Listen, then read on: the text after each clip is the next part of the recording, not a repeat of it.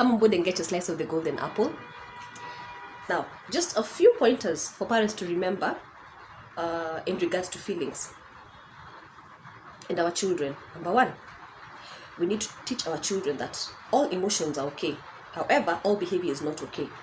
So the fact that a child can feel sad, a child can feel disappointed, a child can feel overwhelmed or anxious, that's perfectly fine.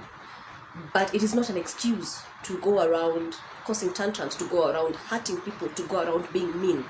Remember, emotions are okay, but behavior, we need to teach them to behave in a socially acceptable manner. Number two, we need to teach them that emotions are important because they bring to our attention what needs to be taken care of. If you're feeling anxious or disappointed, it simply means that if you're feeling anxious, for instance, it simply means that maybe you need to boost your inner cheerleader more. If you're feeling sad, it simply means that maybe your boundaries have been violated. You understand? So all emotions are important. It is nothing to be scared about. It's also very important for them to know that when their emotions are all over the place, it is not the best time to make an informed decision, because it feels chaotic, it feels scary, it's overwhelming. So at that point, making a decision is just a recipe for disaster. It's important for them to know that they should calm down fast, of course with our help, because we help them co-regulate so they can learn how to self-regulate and then solve the problem at hand. And one activity that really helps and goes across the board from children as young as 2 years up to even into adulthood is the mindfulness activity. Look for 5 things that you can smell, 5 things that you can smell, 5 things that you can see, 5 things that you can hear, 5 things that you can touch, and 5 things that you can touch.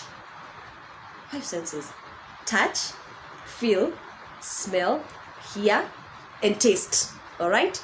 So look for 5 things that you can see, touch, hear, see, and taste. It really works. Alternatively, just have a bath or have some comfort food, go outside and enjoy the sun. Just do something to calm down. It's also very important for them to know that they have to take responsibility for their behavior.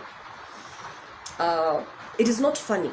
It is not ideal to have a person who does not know how to take responsibility for what they have done and is always pointing fingers at people around. Oh, I did this because you said this, or I reacted like this because you did this. No, it's very important for them to know that it is very mature for them to take responsibility of their behavior.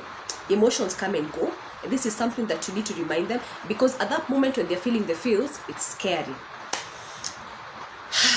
And I like using this example of passing clouds. You look at the sky and then you've got clouds, and the clouds just come and go, and at that moment when you're going through the emotions, just remember it's something that comes and goes. It will not stick with you forever.